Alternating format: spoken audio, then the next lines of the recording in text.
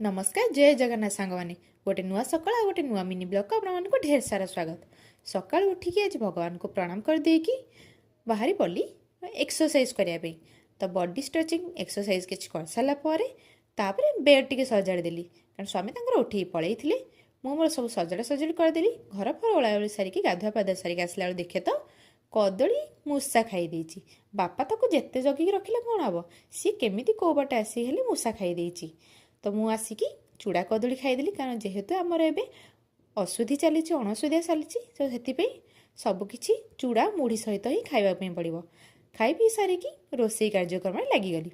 रोसई मुझे सीजा डालमा करी कारण जेहेतु सबकि बघरा हेनी सबकि सीजा खिया हम आ बैगण को तावारे सेकती कि मुझे कड़े देकी सेकीदेली। तापर दीपर देखे तो एत सारा स्लो हो नेटा कहले न सरे कारण सीजीएल पकड़ा आप्लाय करने चाहूँगी कि सी भी पकई होनी।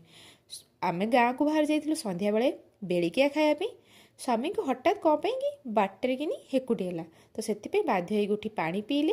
ये घरटा जो देखिले सेटा हूँ मो शशुर घर शाशु घर नुह मो शशुर घर यहाँ तापर पाग पानी करने आसीगली। बेड़िकिया खाइया कौन भात डालमा कौन खाई हो सहित टी पाग आउ ता सहित सालड